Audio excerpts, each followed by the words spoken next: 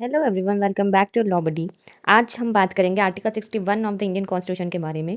ये बताता है कि अगर एक प्रेसिडेंट ने कॉन्स्टिट्यूशन का वायलेशन किया हो तो उसके खिलाफ इम्पीचमेंट की प्रोसेस क्या है। ये एक सीरियस और रेयर प्रोसीजर है जिसमें दोनों हाउसेज ऑफ पार्लियामेंट का पार्टिसिपेशन जरूरी होता है। तो चलिए शुरू करते हैं।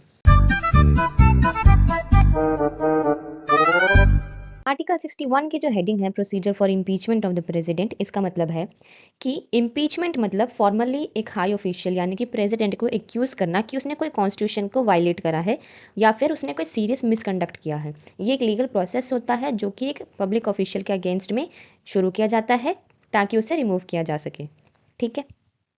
तो आर्टिकल 61 का क्लॉज 1 जो है ये कहता है कि अगर प्रेसिडेंट पर कॉन्स्टिट्यूशन तोड़ने का आरोप लगा हो यानी कि कॉन्स्टिट्यूशन को वायलेट करने का आरोप लगा हो तो ये चार्ज लोकसभा या फिर राज्यसभा दोनों में से किसी एक हाउस के थ्रू स्टार्ट किया जा सकता है, यानी कि इधर हाउस ऑफ द पार्लियामेंट। ठीक है। देन क्लॉज 2 जो है ये कहता है कि लेकिन ऐसे चार्ज को ऑफिशियली तभी लगाया जा सकता है जब सब क्लॉज ए इस प्रपोजल को एक रेजोल्यूशन के फॉर्म में मूव किया गया हो जिसका कम से कम 14 दिन पहले नोटिस दिया गया हो और वो नोटिस हाउस के टोटल मेंबर्स का एटलीस्ट 1/4 साइन करके दे चुके हो। ठीक है। देन आता है सब क्लॉज बी।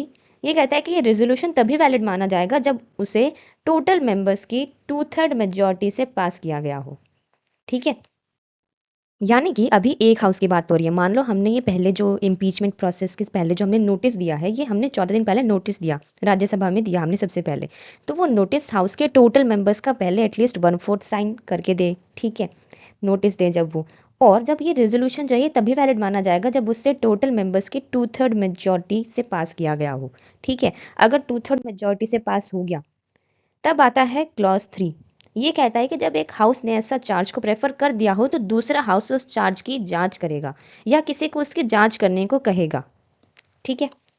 इन्वेस्टिगेशन के दौरान प्रेसिडेंट को खुद को प्रेजेंट होने का और रिप्रेजेंटेटिव अपॉइंट करने का पूरा पूरा हक होगा। ठीक है। फिर हम आते हैं क्लॉज 4 पे।